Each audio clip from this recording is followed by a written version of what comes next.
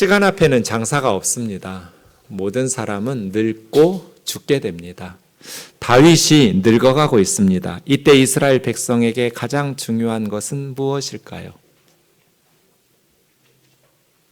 담임 목사가 은퇴할 때가 가까워옵니다. 그러면 교회에서 가장 중요한 것이 무엇일까요?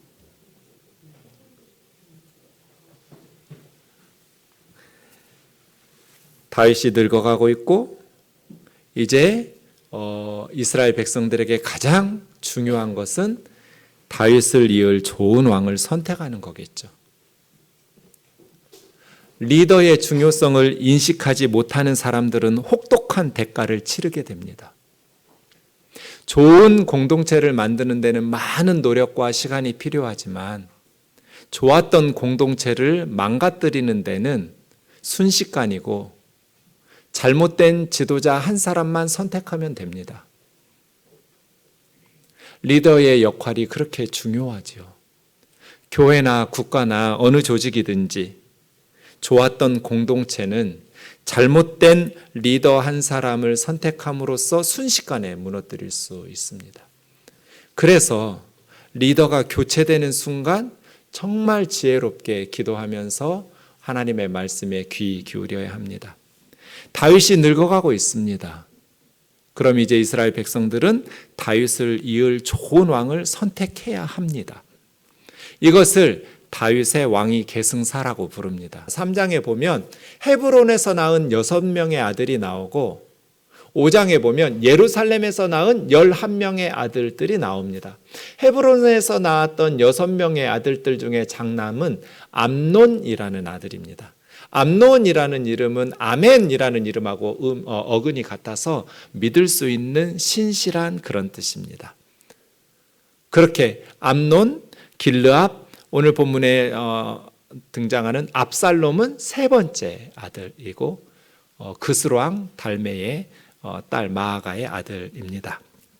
그렇게 6명의 헤브론에서 낳은 아들들과 그리고 11명의 예루살렘에서 낳은 아들들, 이 17명 중에 한 사람이 다윗의 왕위를 계승하게 되겠죠.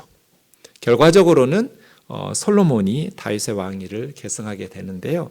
가장 유력한 후보는 장남이었던 암논이었겠죠.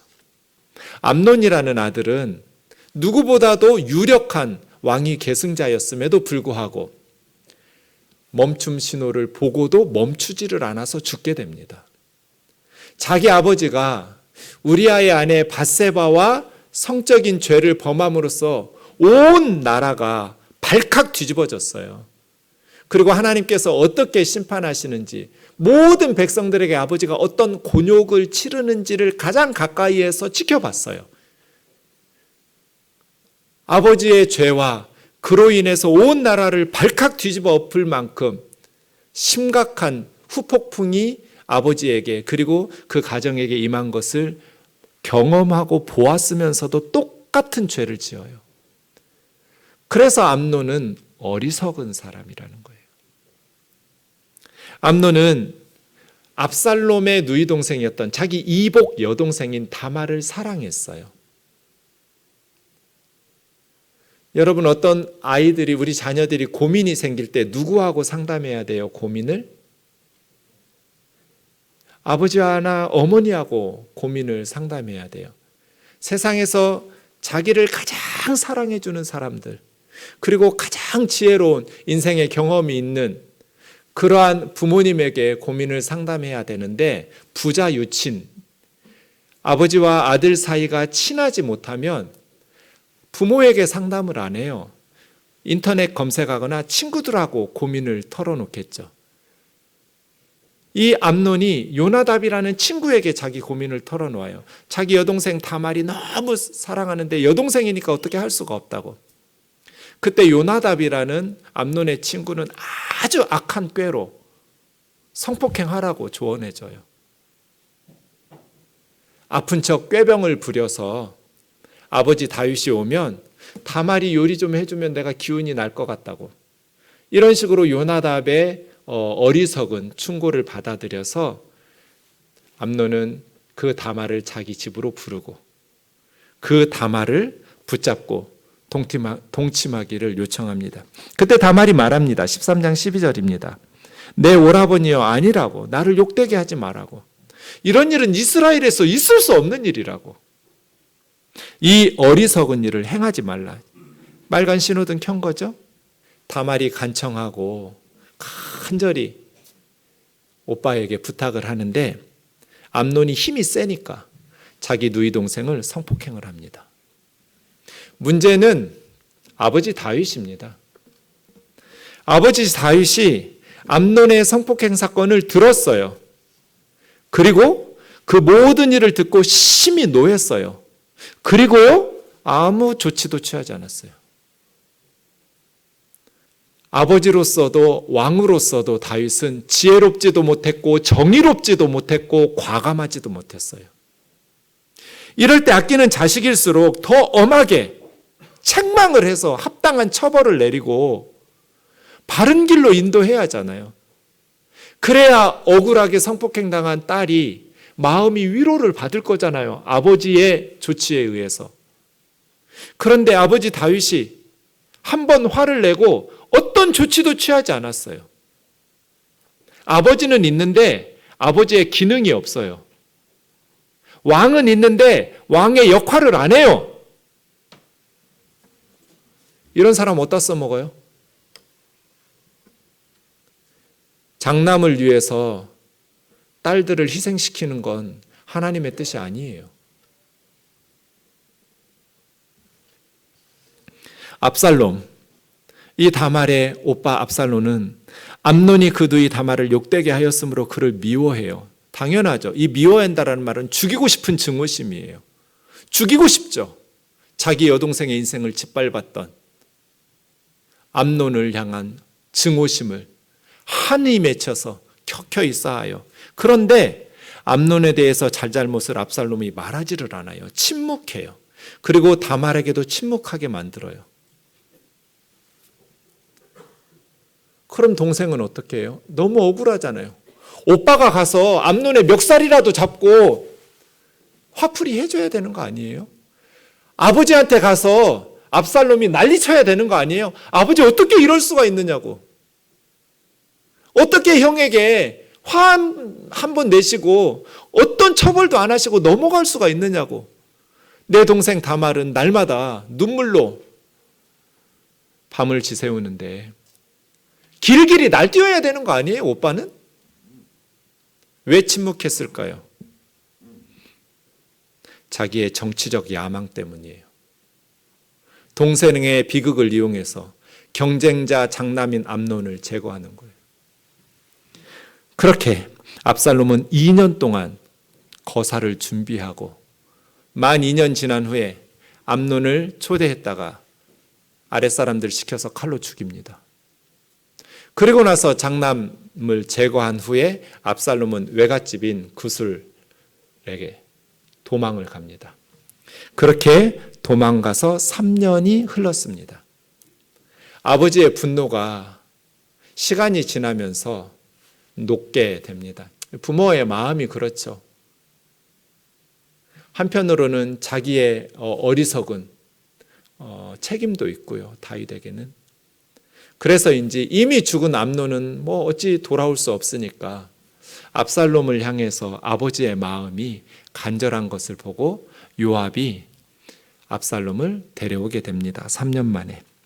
그렇게 해서 3년 만에 압살롬을 구술에서 예루살렘으로 돌아오게 하는데 다윗이 명령을 내립니다. 요압에게. 내 얼굴을 보지 못하게 하라고. 압살롬은 그놈은 내 얼굴을 볼 수 없도록 그 집에 가두라고 가택연금을 시킵니다. 압살롬이 생각하니 너무 기가 막히죠. 5년 동안 아버지 얼굴을 보지 못했어요. 2년의 시간이 지났을 때 요압에게 말을 이렇게 합니다. 나로 하여금 왕의 얼굴을 보게 하라고. 우리 아버지 앞으로 인도하라고. 내가 형 암논을 죽인 것이 그렇게 죽일 죄라면 차라리 나를 죽이라고.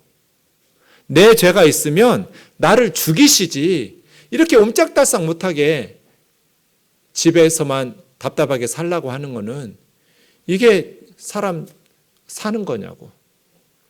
그래서 요압이 다윗 왕에게 다리를 놓아서 압살롬이 다윗 왕에게 나아가게 됩니다. 그리고 절을 하자 아버지 다윗 왕이 압살롬의 입을 맞추어 줍니다. 용서가 되고 왕자로서의 지위가 회복된 거죠.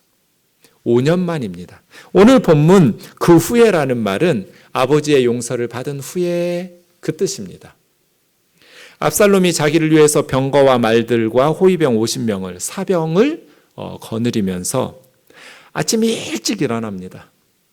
아침 일찍 일어나서 어디로 가냐면 예루살렘 성문길 곁에 가서 자리를 잡고 어떤 사람이든지 재판할 일이 있어서 왕에게 재판하러 오는 사람을 불러다가 관심 있게 물어봅니다. 어디서 왔느냐? 어느 성읍 사람이냐?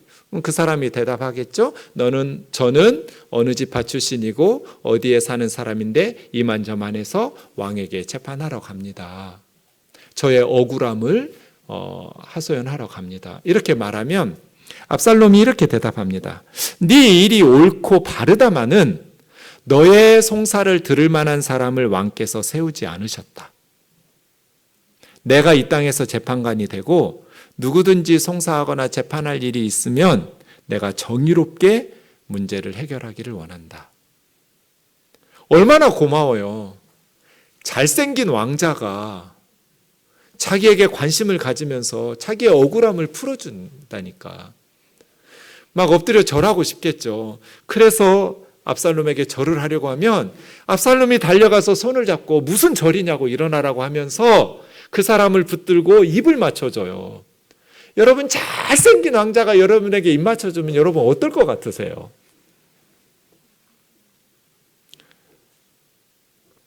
근데 이거 문제예요. 왜 문제예요? 네 일이 옳고 바르다마는 너의 송사를 들을 사람을 왕께서 세우지 아니하셨다. 왕께서 세우지 아니하셨으면 어떻게 해야 돼요? 아버지한테 얘기해야죠. 아버지, 바르게 백성들의 억울함을 풀어줄 수 있는 사람들을 세우셔야죠. 라고 아버지에게 문제 제기해야 되는 거 아니에요? 자기는 아버지에게 임명받은 재판관이 아니잖아요.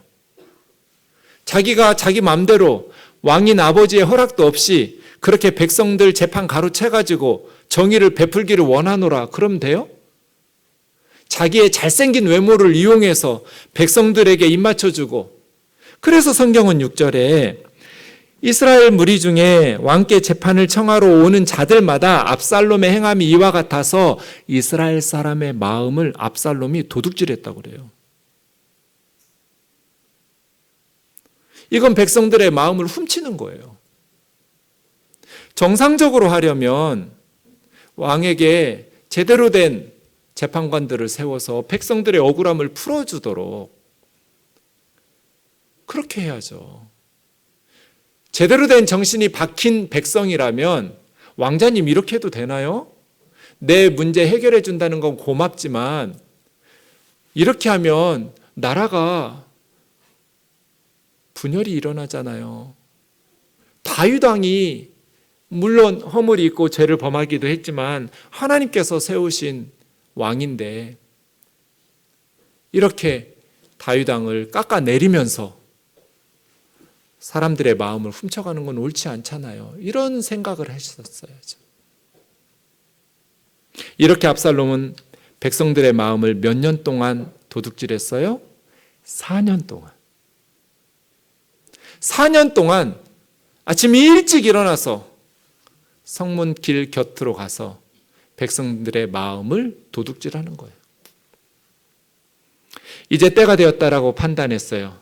압살롬이 아버지 다윗에게 가서 여호와께 서원한 것이 있사오니, 압살롬의 결정적인 실패의 원인이 7절이에요. 하나님을 정치에 이용해 먹은 거.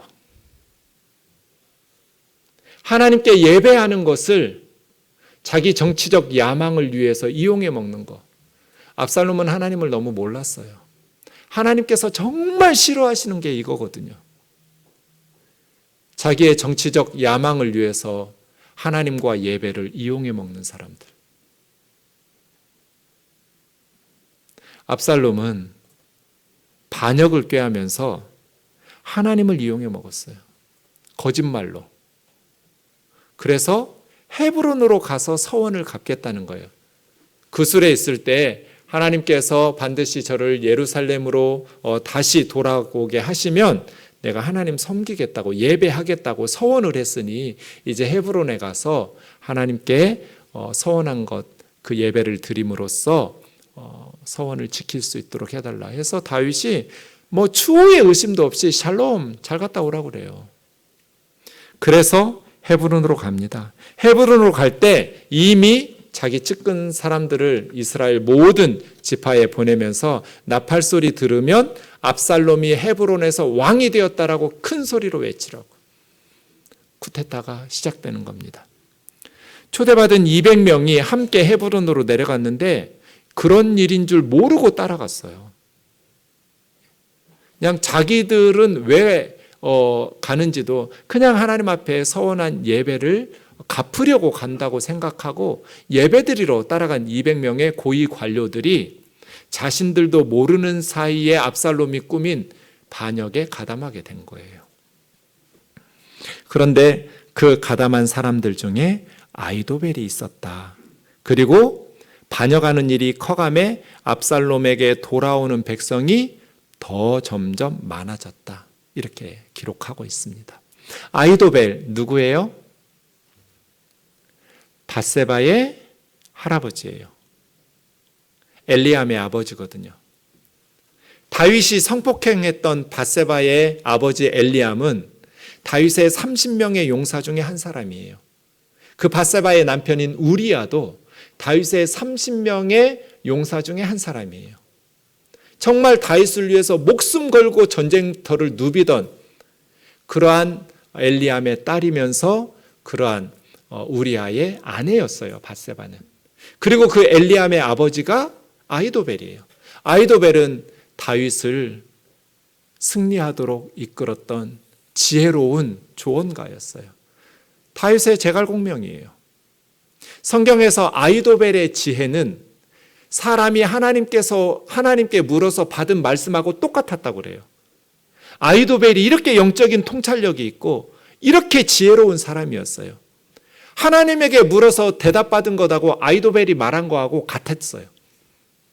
그만큼 다윗을 다윗으로 만들어지는데 혁혁한 공을 세운 사람이 아히도벨이거든요. 그런데 아히도벨은 다윗 왕이 자기 손녀딸을 성폭행하고 손녀 사위를 살인했다라는 것을 알게 되면서 다윗에게 환멸을 느낍니다. 그래서 다윗에게 증오심이 있겠죠. 충분히 이해됩니다. 아히도벨의 분노를 우리 다 이해할 수 있어요. 그런데 개인적인 원한과 증오 때문에 국가를 내전으로 몰고 아들이 아버지를 죽이고 왕이 되겠다고 하는 이 반역에 가담하는 것은 옳지 않죠. 개인적인 원한 때문에 공동체를 망가뜨리는 선택을 하는 건 잘못된 선택이에요. 하나님께서 기뻐하시는 일이 아니잖아요. 아히도벨의 분노를 이해할 수 있어요. 아히도벨의 그 마음을 이해할 수 있어요. 그럼에도 불구하고 국가를 내전으로 몰아넣고 형제들끼리 아버지와 자식의 군대로 나뉘어서 서로 죽이고 죽이는 이러한 전쟁으로 나라를 몰고 가는 것은 옳지 않죠. 결국 아히도벨은 압살롬의 반역이 실패할 것을 미리 알고 스스로 목숨을 끊음으로써 생을 마치게 됩니다. 너무 안타까워요. 사랑하는 자매 형제 여러분, 왜 이스라엘 백성들은 아버지를 반역한 압살롬을 지지했을까요? 왜 백성들은 압살롬에게 마음을 도둑 맞았을까요? 이게 옳아요? 지금 아들이 아버지를 죽이고 왕이 되겠다는데 왜 백성들은 그런 압살롬에게 지지를 보냈을까요? 세 가지 이유가 있을 것 같습니다. 첫 번째, 백성들은 강한 자의 편에 서는 속성이 있습니다. 다윗은 점점 늙어가고 약해져요. 레임덕 현상이 일어나죠. 압살롬은 이제 새롭게 떠오르는 강자예요. 그래서 백성들의 마음이 다윗에게 빚진 마음도 있지만 아들이 반역을 하고 일어섰을 때 옳은 자의 편에 서기보다는 강한 자의 편에 서야 자기에게 이롭다고 생각하는 거예요. 잘못된 선택이에요. 하나님의 백성들은 강한 자의 편에 서는 것이 아니라 옳은 자의 편에 서야 돼요. 왜냐하면 하나님은 옳은 자의 편이시니까요. 그런데 교회에서 문제가 생기면 대부분 성도들이 담임 목사님이 잘못하고 비리를 저질렀다라는 것을 알면서 옳은 자의 편에 서기보다는 강한 자의 편에 서요. 그러다가 망해요. 왜 백성들의 마음이 압살롬에게 도둑 맞았는가?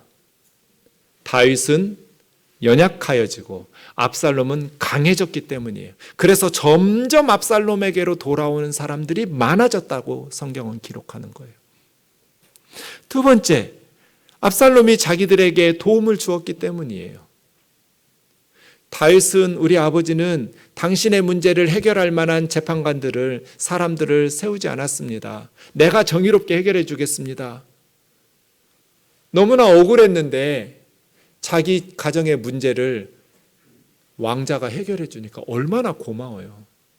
너무 고마워서 엎드려 절하려고 그러면 손을 뻗어서 일으켜 세우면서 이러지 말라고, 당연히 해야 될 일 했다고 하면서 안아주고 입 맞춰주고, 그것도 아주 잘생긴 왕자가. 백성들의 마음이 도둑 맞았어요. 문제는 지역 감정도 결부되어요. 왜 헤브론일까요? 말씀드린 것처럼 다윗의 왕자들은 헤브론 출신들이 있고 예루살렘 출신들이 있어요. 헤브론은 예루살렘이 수도가 되기 전에 7년 6개월 동안 수도였어요.